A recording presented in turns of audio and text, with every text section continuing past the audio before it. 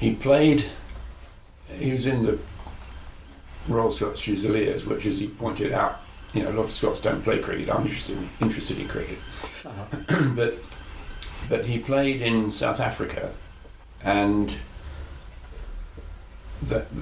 because they were a small unit, they didn't have a wicketkeeper. But because he was a ball player, he was able to keep wicket. Mm-hmm.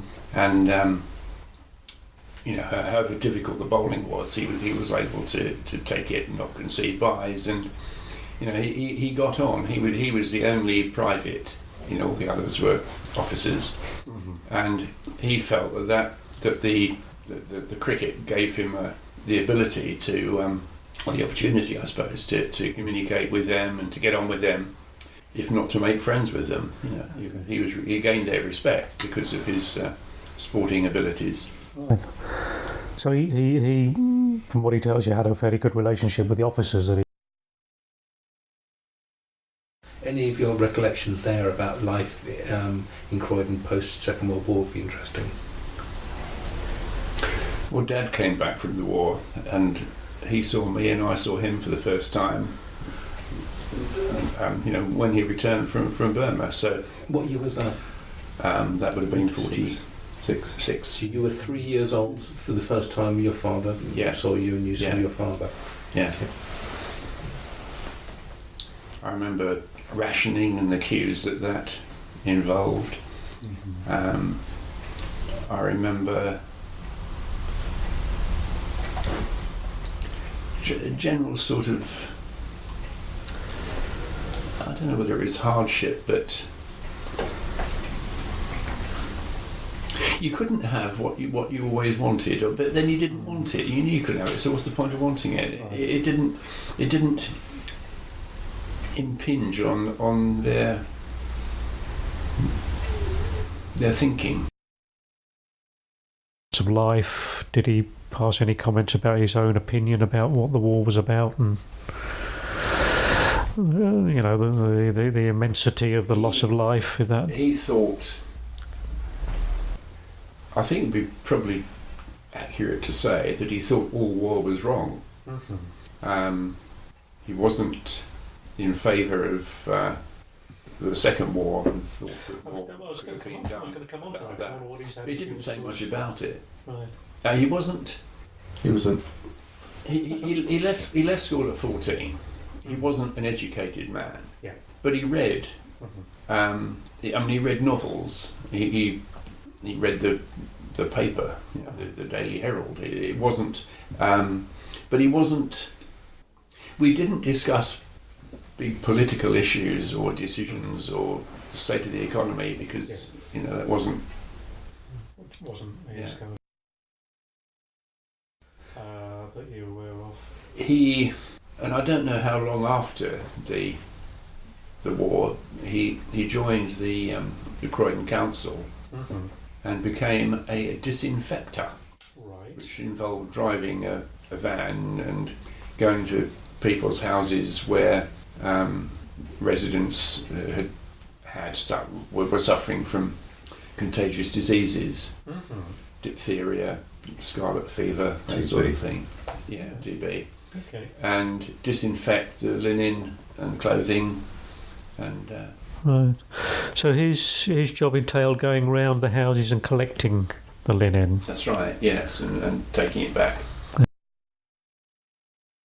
Well, Ernest Albert Grey canvassed for the first ever Labour councillor in Croydon.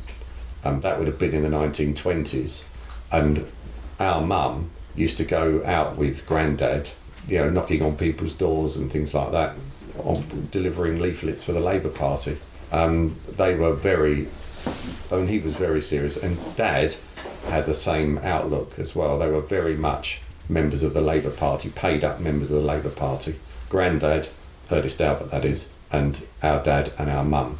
And when I was old enough, they joined me up as well. They probably did Brian, I don't know, but they did. I joined up when I was 18, and within about a year I'd said, I'm sorry, I don't want to be a member of any party. And they were quite upset about me, actually. Was this because you disagreed with the Labour Party views, or you just had no interest in politics? No, I was interested in politics, but I didn't want anybody deciding for me what I was going to vote for.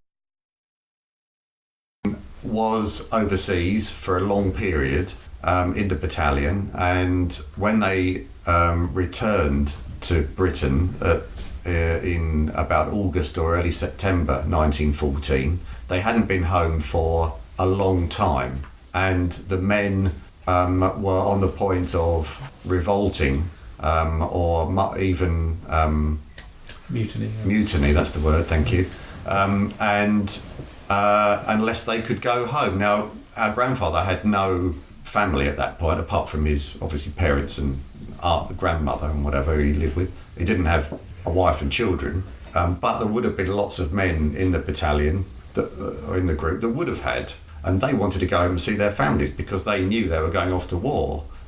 So they wanted to go home, and I think the plan was they landed at Gosport in Hampshire, and the plan was to get them off to Folkestone or Dover or whatever and get them off to France straight away. And the men said that that's unfair and unreasonable, and we want to go home, and they let them go home. And as my thing shows, they landed in early September, and they didn't go back to France until the 6th of October. So they must have had about a month at home. And that was the only time that they were home for years, that battalion. I mean, I don't know how many years. The Ernest Albert Grey had brothers and sisters, one of whom, a younger sister, was Winifred, and she was born in 1900, and she lived until 2003, so she was 103, and she was full of stories of her life and times in Croydon. She worked at the Aachen Tab in Croydon in munitions in the First World War. The Aachen Tab is what, the accumulator and tabulating company. They made various machinery, but in the First World War they made armaments, and she worked there as a girl. I mean, she was born 1900, so she'd have been a teenager, and she was working at the Aachen Tab in the First World War. And in Croydon. In Croydon, on Mitcham Road in Croydon. The two photographs are of two brothers who were the brothers of our grandmother, Beatrice Maud Cate. There is Bert Cate, I think he was Herbert Cate, and he was gassed in the First World War, and his life was severely impacted because of that, I believe. And he died in 1946 when he was 54. He was born 1892 in Battersea. So that's Bert Cate.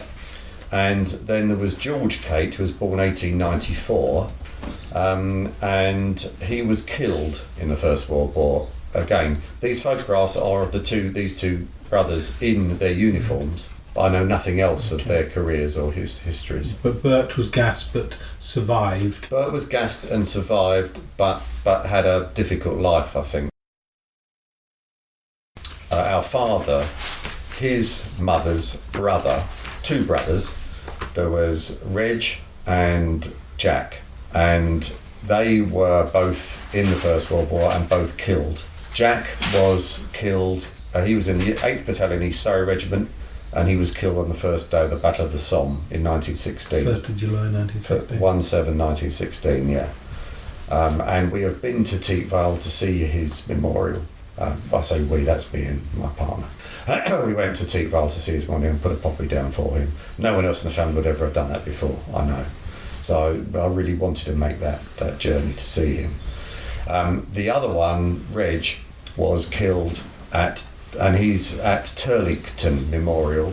He was in the Wiltshire Regiment, and he was killed, I'm not sure the date, I think it was 1918, and he's at a memorial at Turlington, which I think is either in the very north of France or it's just in Belgium. It's right on I'm not sure exactly where. I haven't done any more research on that.